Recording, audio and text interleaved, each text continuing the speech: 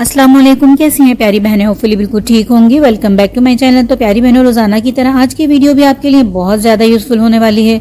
Tips, tricks, hacks, ideas हैं, अपनी daily habits share की हैं आपके साथ, गुड हैबिट्स शेयर की हैं। वीडियो को पूरा देखा करें ताकि आपको पता चल सके किन किन बहन भाइयों के नाम लिए हैं मैंने अपनी वीडियो में। अगर आप चाहते हैं आपका भी नाम अपनी वीडियो में लूँ तो आप प्यारा सा बड़ा सा कमेंट करें अपने नेम, अपने सिटी नेम के साथ, ताकि मैं कल की वीडियो में आपका भी नाम ले सकूं।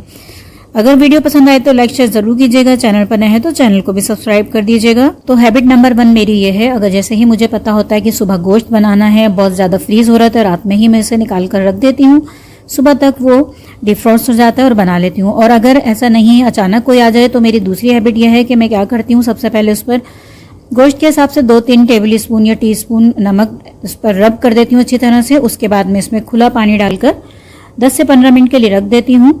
और इस दौरान मेरी एक और आदत है कि मैं फारिग नहीं बैठती, तब तक मैं अपने बिरयानी, सालन जो भी बनाना है उसकी प्याज व्याज कट करूँगी। तो तकरीबन भी इसको 15-20 मिनट हो जाएंगे। और अब देखें, अब इसका नमक भी मेल्ट ठीक से नहीं हुआ था, मैं दिखा रही थी आपको, और ये इजीली यहाँ निकलना शुरू हो गया है। अगर आपका बहुत ज़्यादा जमा हुआ गोश्त है तो अगर 15-20 मिनट नहीं भी लगे तो कम से कम आधे घंटे में तो इंशाल्लाह ये बिल्कुल से खुल ही जाएगा। ये देखें, मैंने इसको जस्ट इतनी देर रखा था कि जैसे मैं प्याज व्याज कट कर लूँ, यानी कि कम से कम 20 मिनट में ये हमारा अल्हम्दुलिल्लाह खुल गया है। आराम से आप इसे पकाएं। और अब आप ये नहीं सोचिएगा कि मैंने इसमें नमक डाला है तो सालन में नमक तेज हो जाएगा। आप सालन में नमक बेशक कम रख लें, चखने के बाद डाल दें, लेकिन नमक तेज नहीं होता। अच्छा जी, उसके अलावा देखें, एक और आदत मेरी ये है, जब भी मैं छन्नी में कुछ भी धोकर रखती हूँ तो नीचे उसके बाउल या प्लेट रख देती हूँ ताकि सारा पानी काउंटर टॉप पर नहीं गिरे। उसके अलावा एक और हैबिट है कि जब भी मैं पुलाव के लिए गोश्त लेती हूँ तो चिकना और हड्डी वाला लेती हूँ। इससे पता है क्या होता है, बहुत जूसी आपका बनता है पुलाव। वरना आपने देखा होगा बहुत से लोगों को शिकायत होती है पुलाव हमारा खुश्क बनता है। तो ये आप ज़रूर आजमा कर देखिएगा, मेरी टिप। अच्छा, जैसे ही ग्रॉसरी लाएँ तो आप उनको फिल करने से पहले मैं क्या करती हूँ, मेरी जो आदत है, मैं उन्हें छानती हूँ, फटकती हूँ इस तरह से, उसमें से तिनके, कांटे और सीड्स, कचरा जो भी होता है ना, सब निकाल के झाड़ के फिर मैं इनको फिल करके रखती हूँ। तो उससे ये होता है, अगर हमारे पास टाइम नहीं है, हमने जल्दी जल्दी डब्बा खोला और अपने मसाले निकाले, यूज़ किए। अब ये देखें, इसमें कितने सारे सीड्स हैं, उसका छिलके हैं, और मैं दिखा रही हूँ पत्थर भी हैं इसमें, जहाँ ये ड्राई करते हैं। ज़ाहिर खुले माहौल में ड्राई होते हैं तो यहाँ इस तरह के पत्थर वगैरह भी आ जाते हैं। तो उम्मीद है कि ये सारी हैबिट्स आपको यूज़फुल लग रही होंगी, मेरी वीडियोस आपको यूज़फुल लग रही होंगी। पसंद आए तो लाइक शेयर ज़रूर कीजिएगा। एक और मेरी आदत है, जब भी अगर ये हमारी अब चीज़ें ख़त्म हो गई हैं और हम रिफ़िल कर रहे हैं, तो मैं इसका जितना भी पहले से इसमें जो थोड़े बहुत रह जाते हैं, टूटने के बाद यूज़ में भी टूट जाते हैं छिलके वगैरह, उन्हें भी निकाल के फेंक देती हूँ। और उसके अलावा इसको साफ़ करके, या अगर वॉश करने वाली है तो वॉश करके फिर रिफ़िल करती हूँ। ये देखें, इस तरह के डब्बे वगैरह भी मेरी एक और हैबिट है, मैं नहीं फेंकती। आप अक्सर ऑर्गेनाइज़र बना के दिखाए हैं, तो आप इन्हें भी नहीं फेंकें। अच्छा, उसके अलावा एक और हैबिट है मेरी कि मैं इस तरह की जो ये दूध वाली पॉलीथीन होती है ना, शॉपर कह लें या पॉलीथीन बैग्स कह लें इनको, ये भी मैं ला कर रखती हूँ 3 से 4 साइज़ में। अक्सर ये घर में काफ़ी टाइम पर यूज़ करने में आ जाती हैं, जैसे कि 1 kg की है, और जैसे आपने कोई मसाले रखने हैं, स्टोर करके रखने हैं, ये छोटी छोटी साइज़ की हैं, ये 2 kg की हैं, गोश्त वगैरह आपने रखना है, तो ये बहुत हैंडी रहती हैं। इन्हें भी मैं मंथली ग्रोसरी में ला कर रखती हूँ। 50-50 रुपीज़ की हो जाती हैं, पूरा मंथ चल जाती हैं। उसके अलावा ये हमारे पास जिप लॉक बैग्स हैं, ये भी 2 से 3 साइज़ में हैं। इसमें भी हमें अपनी चीज़ें स्टोर करनी होती हैं, फ्रीज़ करनी होती हैं। अच्छा, वो जो येलो वाले बैग्स थे, दिखाए थे मैंने आपको, वो थे हमारे गार्बेज बैग्स, यानी कचरे के बैग्स थे हमारे वो। उसके अलावा आपने देखा 2-3 मैंने और दिखाए थे। तो ये मैंने एक बॉक्स बनाया हुआ है, इसमें ये देखें आप कितने आराम से हमारी हर चीज़ ना सेफ हो जाती है, स्टोरेज बॉक्स बन गया। तो उम्मीद है कि मेरी हैबिट अच्छी लगी होगी। अच्छा जी, अब ये ज़ीरो है, इसे तो बिल्कुल इग्नोर नहीं करें। तो इसमें तो यकीन करें इतनी मिट्टी होती है कि अगर आप बघार वगार में भी डालते हैं, क्योंकि कम क्वांटिटी में ही डलता है, तो हमारा जो खाना होता है ना, जब हम बाइट लेते हैं, चबाते हैं, तो किरकिराहट आती है। तो वो किरकिराहट कहाँ से आती है?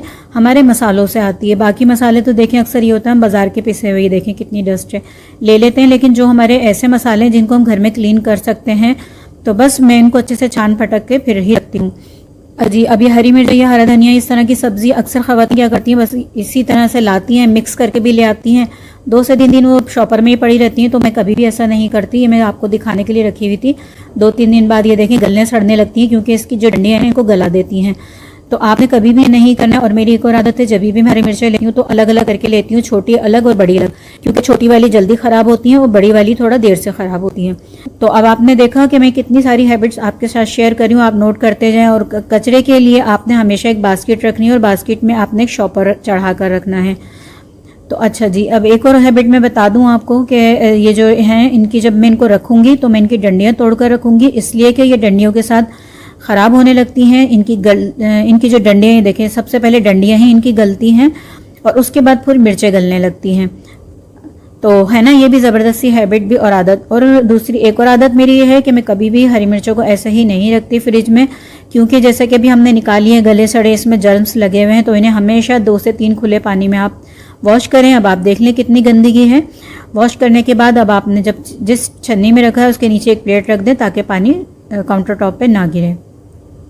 एक और हैबिट है जैसे कि धनिया पुदीना, इन्हें भी मैं काफ़ी बार आपके साथ वीडियो शेयर कर चुकी हूँ। अब जैसे कि मैं डेली हैबिट्स में शेयर कर रही हूँ, तो जैसे ही हरा धनिया आया था मैंने इसको चुन के साफ़ सुथरा करके रख लिया था कि जस्ट आपको दिखाना ही मुमकिन है कि इसे मैं सेव कैसे करती हूँ। तो देख लें। उसके अलावा भी मेरी काफ़ी वीडियो लंबी हो गई है और पूरी वीडियो को पूरा देखा करें। वीडियो पसंद आए तो लाइक शेयर करें, चैनल पर नए हैं तो चैनल को भी सब्सक्राइब कर दिया करें, प्यारा सा बड़ा सा कमेंट करें अपने नेम अपनी सिटी नेम के साथ, ताकि मैं अपनी वीडियो में आपका नाम ले सकूं। अब ये देखें मैंने चुन के तो रख लिया था, अगर मैं चुन के नहीं रखती 2 दिन तक ये ख़राब हो जाता। तो अब देखें मैं इसको सेव कर दूंगी। अब ये 1 महीने कहीं नहीं जाएगा। आपने बीच में ये करना, जब भी आप हरी मिर्च हरा धनिया यूज़ करें तो उसमें से गले सड़े पत्ते निकाल दें। धनिया को भी हमने बिल्कुल इग्नोर नहीं कर दिया, इसमें इतने ज़्यादा कांटे होते हैं और एक वो गोल गोल से छोटी छोटी सी बॉल्स होती हैं, उन सबको आपने हाथ से मसल के ही देखें कांटे इसके, तो निकाल देना है और फटक लेना है ताकि सारे निकल जाएं। उसके बाद ही आपने इसको डब्बे में फिल करना है।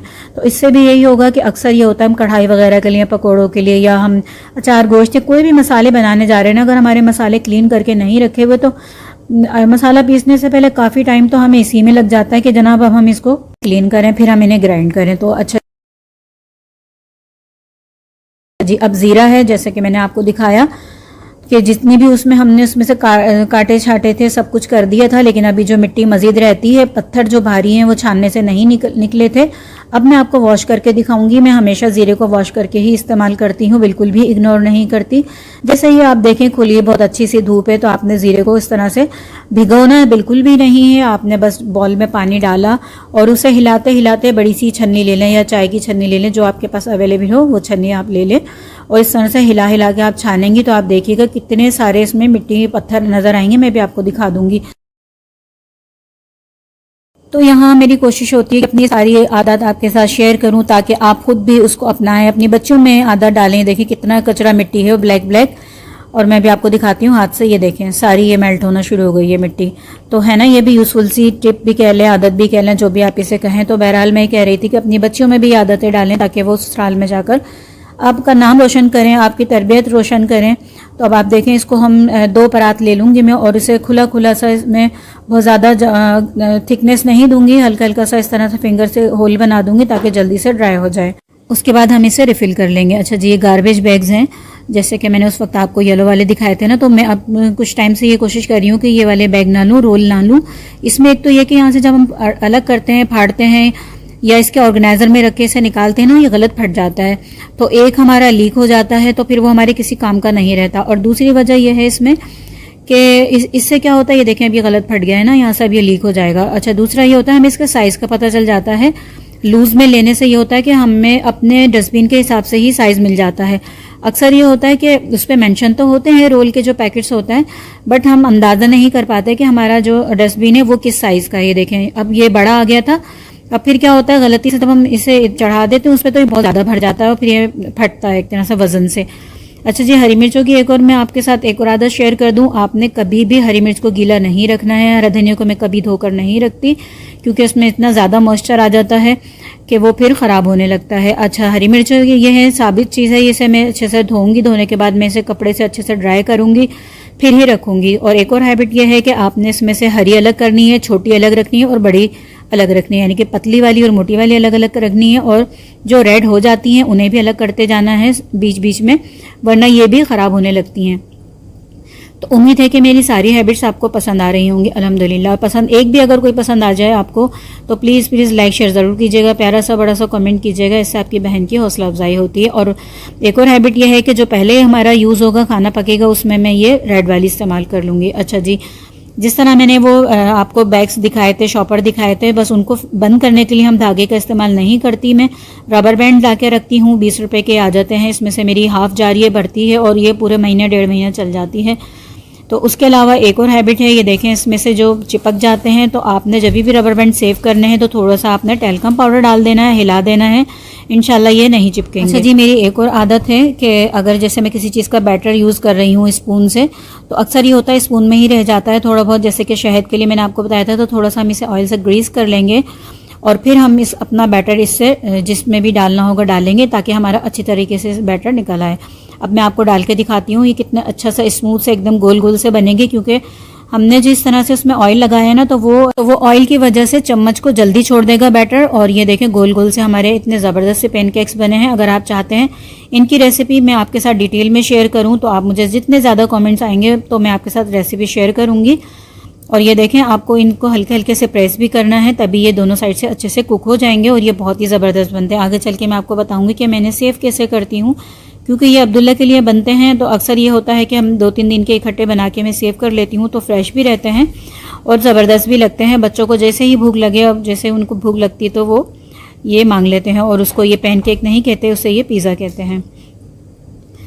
अच्छा जी, देखिए कितने सॉफ्ट और स्पंजी बने हैं, बिल्कुल ज़बरदस्त से। और मज़े में तो ये इतने ज़बरदस्त थे, एक तो मैं पूरा खा ही गई थी आपसे बात करते करते। अब मैं बता देती हूँ इन्हें सेव कैसे करना है।